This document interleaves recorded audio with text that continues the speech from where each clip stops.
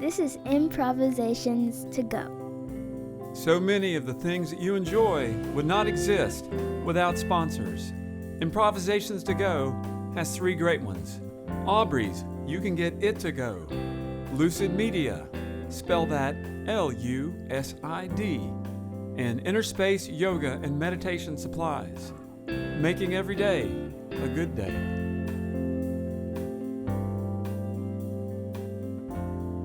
Hello, I'm Todd Steed, and I am a ping pong ball, and travel is the paddle.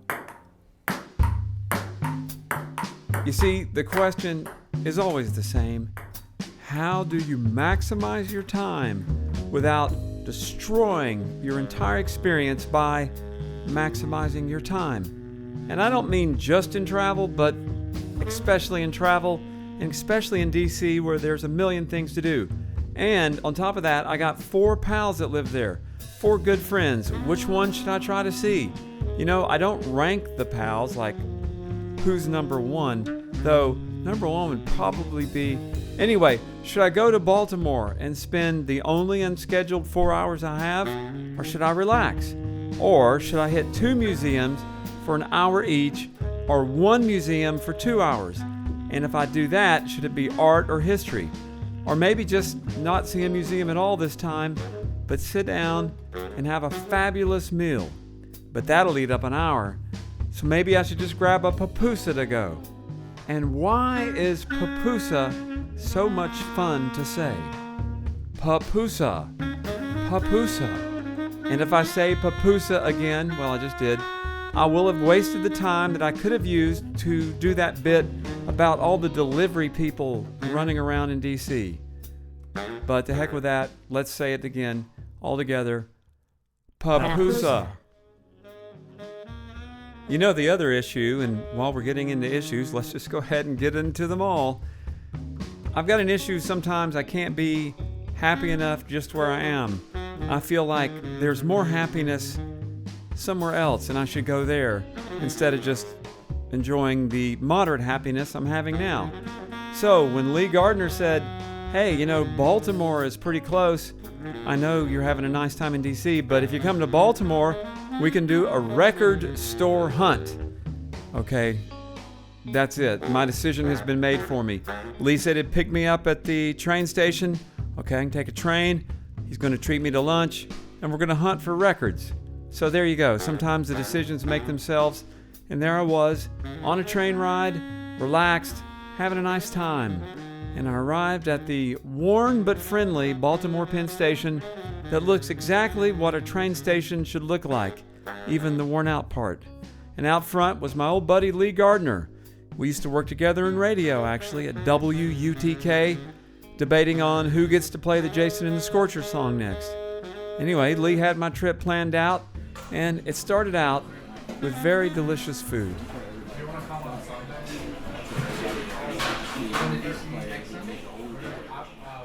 Our Nirvana lunch experience took place at Ekiben, which is a kind of an Asian fusion. I don't know really, but I just know it was delicious, and everything came in a bun. But not like a Kern's bun, but like some exotic Chinese bun. And whatever was inside made me extremely happy, to the point where I could not be happier somewhere else. That's how good that food was. So we got caught up a little bit, but it was time to hunt for records. And I know it's not much of a sport because they can't run from you. And credit cards being what they are, you really can bag beyond your limit. And that I did. Without going into detail about what I got, here is just a smattering of all the records that I bought in Baltimore. Take it away, records. Gonna unmask the Batman. Gonna unmask the Batman. Don't watch out, gonna unmask you. You find Earth boring, just the same old, same thing. Come on, sign up without a space, Ways Incorporated. If you find Earth boring, just the same same thing. Come on, sign up without a space. Ways Incorporated. You find.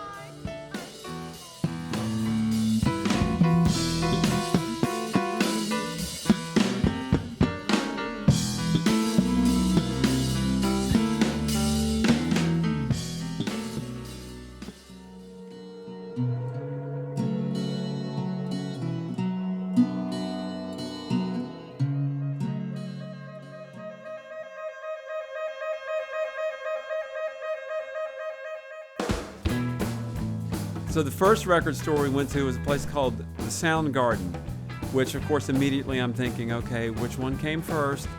And then before I could get into that, a Sun Ra record captured my attention, and then there were other things that I'd been looking for and never been able to find.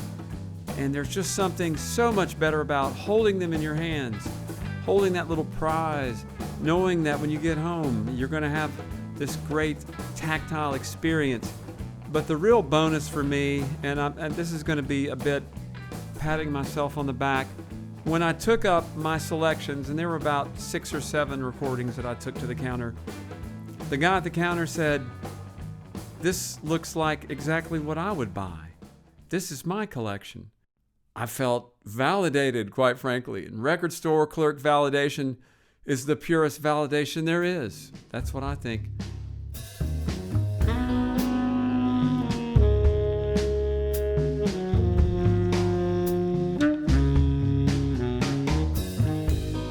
After our trip to the Sound Garden, I had enough music to last me for quite a while, but greed kicked in, and I let it kick in. So we went to Normal's Books and Records, which really is this just fabulous place with a music room next to it. And I talked to Rupert, who owned the place, who loved music as much as anybody. Hi, I'm Rupert Wondolewski, co-owner of Normal's Books and Records in Baltimore. Where did Frank Zappa grow up around here? Do you know what area he was in? I know there's a statue for him in Dundalk, so I would guess that's probably in that area. Essex, Dundalk. When did you start this store, and why? And why Normal's? It opened in 1990, and at that time it was me and 8 other people, 9 co-owners altogether. How many? 9. Well, whose It was idea pretty was crazy. that? I mean, you didn't think 8 was enough? It started with, I guess there were like 3 or 4 of us who were already working at a used bookstore, and you know, we were starting to age, and we're like, we should be doing this for ourselves and keep all this mad money for ourselves. And we all were fellow writers and musicians and artists, and once we started the ball rolling, then started accumulating other friends and everything, and we kind of almost had to cut it off at 9. I mean, there were actually other people being talked about being co-owners, and it was kind of good in the beginning to have that many people, because everybody brought different skill sets to the game, and plus in the first few months had to donate a lot of free labor to, you know, set the store up and, you know, get things going. Then as the years went on, the numbers dwindled, mainly from people just moving out of state, and now we're down to 3 co-owners. But pretty amazing, because 29 years and really not much ugliness. You know, considering that many people, even though everyone's close friends, you know, business can be crazy, and it's all been good, pretty much. So who's the Jeff Lynne of this electro orchestra? Is there a Jeff Lynne? Wow. Well, I've never used that angle before. Funny you should mention his name. There's someone who worked here for, I guess, 2 decades? Yeah. No. Close to 2 decades. Was very legendary cult artist and writer, Blaster Al Ackerman. Not a co-owner, but worked here actually probably more hours than most of the co-owners. Moved here from Texas, and just one of the funniest, best read people I've ever met in my life. But ELO was his favorite band. That's where I was going with that. I wondered whose favorite was. That's where I was going. But yeah, I do not understand ELO well enough to answer your question. I mean, one of my favorite things to do when I go to a new city is to find the local record store, with at least 2 owners. Right. Preferably 8. We've got owners for you. Can I be an owner for a couple of weeks? One of the things you can't do on streaming services in a way is like have a conversation with a curator. I mean, sometimes there's a curator, sometimes there's not. Right. So you've chosen some of these for me. Indeed. Can you tell me a little bit about, say the name of this and who this is? That's Lafayette Gilchrist, his album Pelagic Dreams. Lafayette is an amazing kind of soul jazz pianist who's been in the area for decades. He's been lauded in Downbeat magazine and many other magazines. Really accomplished player.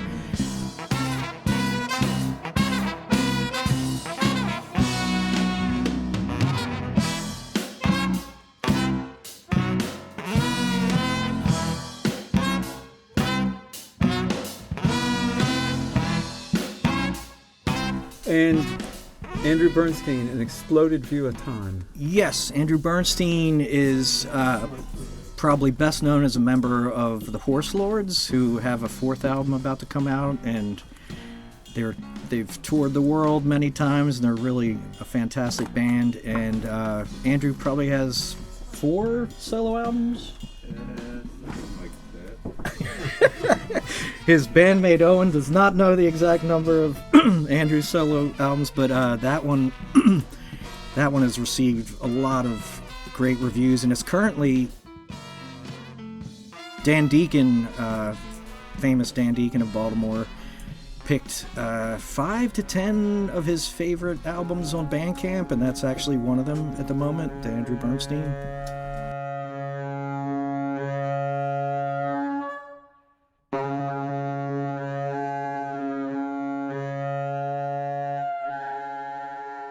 And how would you describe the Baltimore jazz scene right now, like in historical terms? Like, where is it in the arc? Because it's coming back. It had because we've been around forever, and jazz was always one of our main genres that we sold and that people were interested in. It went through a weird period. I was kind of surprised, about 5 years, where it seemed like the city and its artists were slightly down on jazz.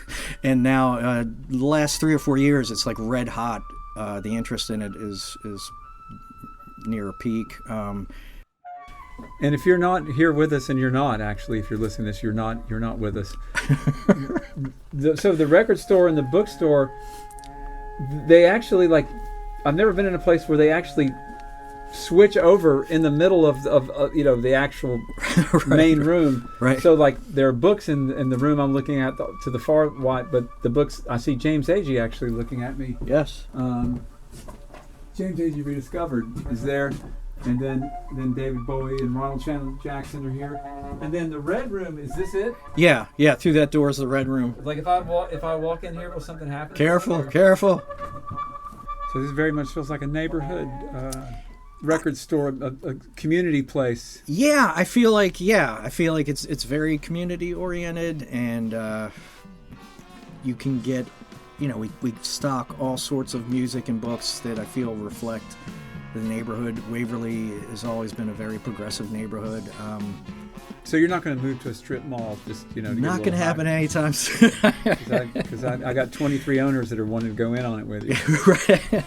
Because just the move from 2 doors away was so intense. I don't want to go through that again ever. I'm getting too old. Well, it sounds good to me. Hey, Rupert, thanks. Hey, thank you. It's been fun talking to you. Nice to meet you. Yeah, and I'm going to buy some records now. And I want to point out that as I speak to you, there are at least 2 other podcasters in the store. Lee Gardner of Essential Tremors, and then Mark Gunnery. I forget the name of his podcast, but he just walked in. So we're filthy with podcasters. We've got you surrounded. Come out with your ELO records up.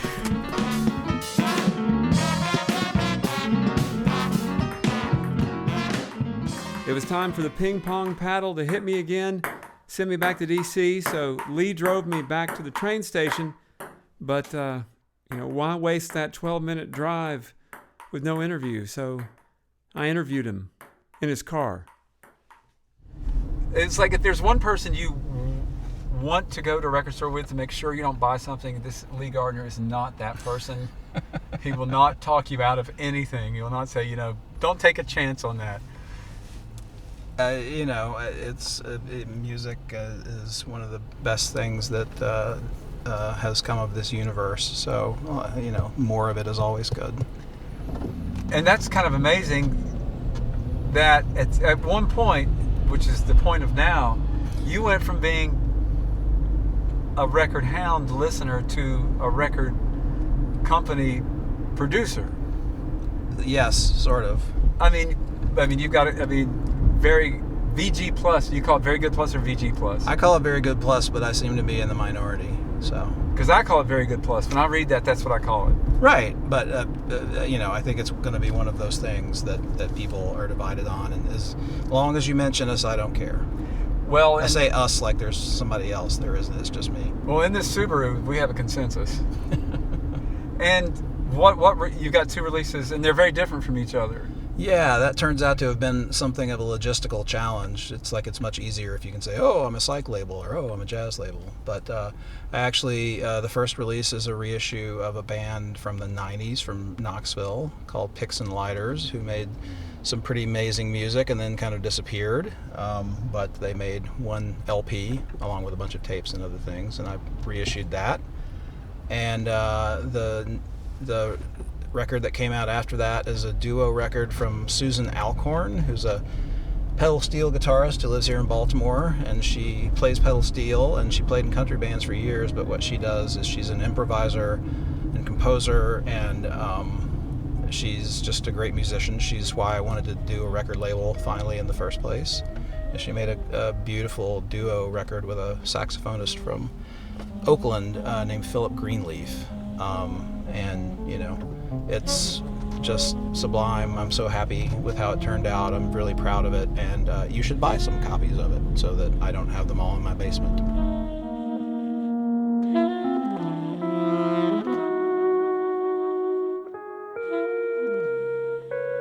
Excuse me, this is Todd from the future. Since I did this interview back in February, there's another record that Lee's released, the Susan Alcorn Quintet, Pedernal, that I like even more than the other one. So let's have just a quick listen to that. Susan Alcorn on pedal steel and Mary Halverson on guitar.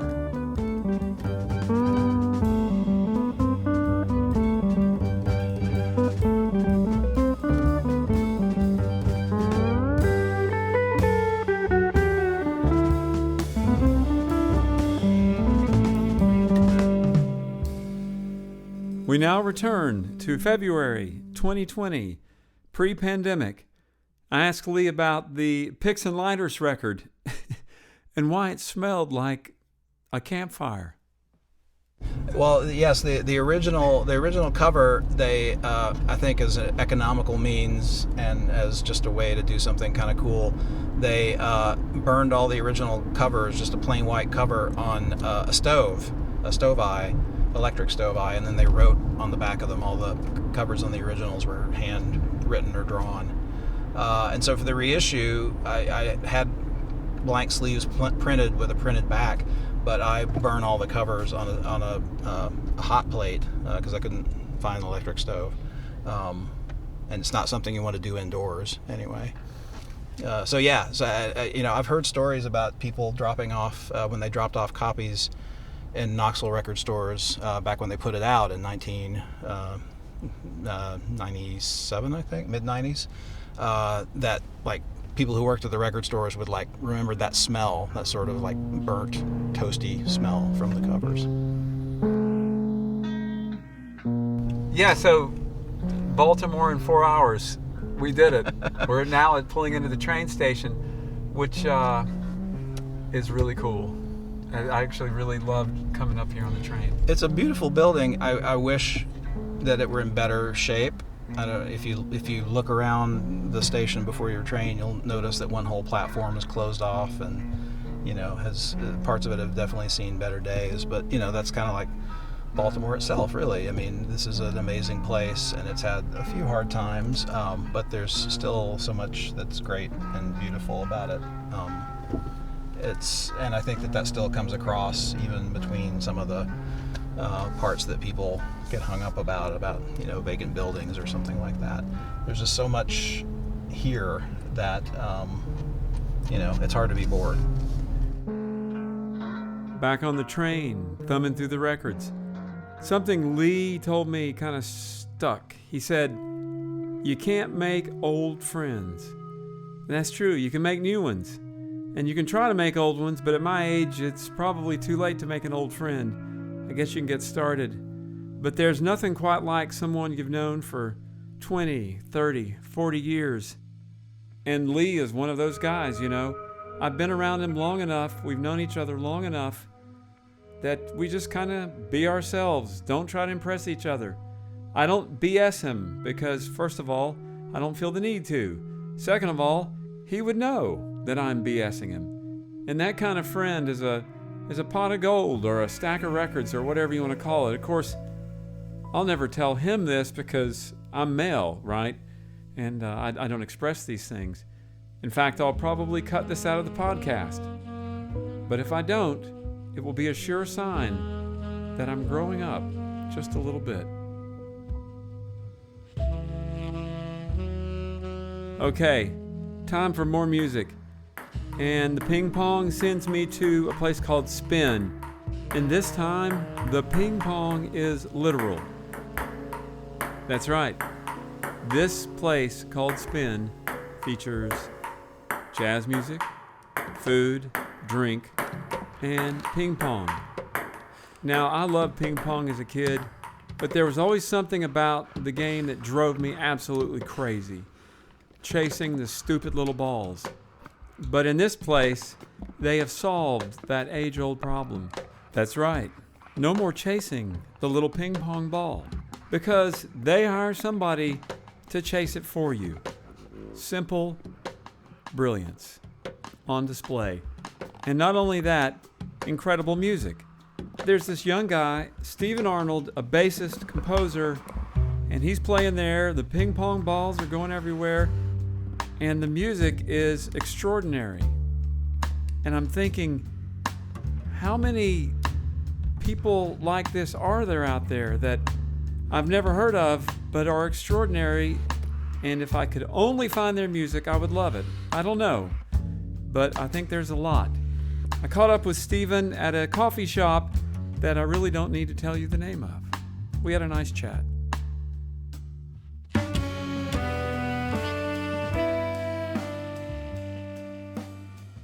My name is Stephen Arnold with a PH. I'm a bassist and composer based in Washington, D.C. I play electric bass, upright bass, a whole bunch of different genres. You may have noticed by now I have certain stock questions. Here's my favorite. What's the local scene like? I think that there's a sort of smaller scene as far as band leaders and people writing original music, but that's not to say that it's not like of the highest quality. A couple guys that I would always go out to see were Reginald Cinci, the trombone player. Chris Funn recently put out his, I guess it was a couple of years ago, put out his record, Corner Store.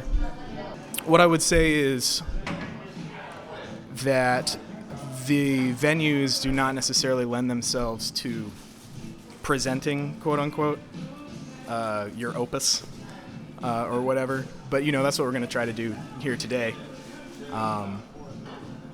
So it's like, yeah, I mean, there are very few listening rooms.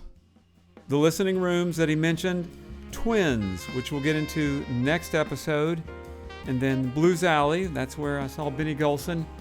But for now, we're at Spin, which is not a listening room, but the music is still very listenable and of really great quality. And plus they got ping pong. I asked Steve, did he ever partake? Yeah, that was originally the main thing about the gig. It was like, because when we started playing, it was like the perfect gig. They had us playing from like 2 to 5. Perfect. There was like nobody there, and just play ping pong on the breaks. And they'll still let us play if there aren't any. You have to like reserve the table. So if a table isn't reserved, they'll let us go play. It was a lot of fun. I imagine Steven's pretty good at ping pong, but he's really good at composing and arranging. And at Spin, which is a ping pong place in a non-listening room, there are people listening, there are people not listening, but everybody's absorbing it. The music adds to the ambiance. It's kind of dual purpose. It's there if you want to go deep, it's there if you want to stay on the surface, and that's the beautiful thing about jazz music. It really can work as both. But I got to tell you, you got to listen to this record because it's quite special. And he used his gig at Spin to rehearse for the recording of this record. In previous gigs, he had just played the book, the standards, your take fives and your all blues and those kinds of things. But then he said, hey, he started putting his own music in and people liked it too. So people can handle jazz. That's a myth. People can handle it. You're handling it right now. See, it's nice. Not only is it not painful, it's beautiful music. And on the final episode of Season 2 of Improvisations to Go, we're going to investigate some places that maybe aren't even here anymore, but were magical while they existed. Isn't that the way it always is? I'm Todd Steed. Keep listening, even if just to the surface.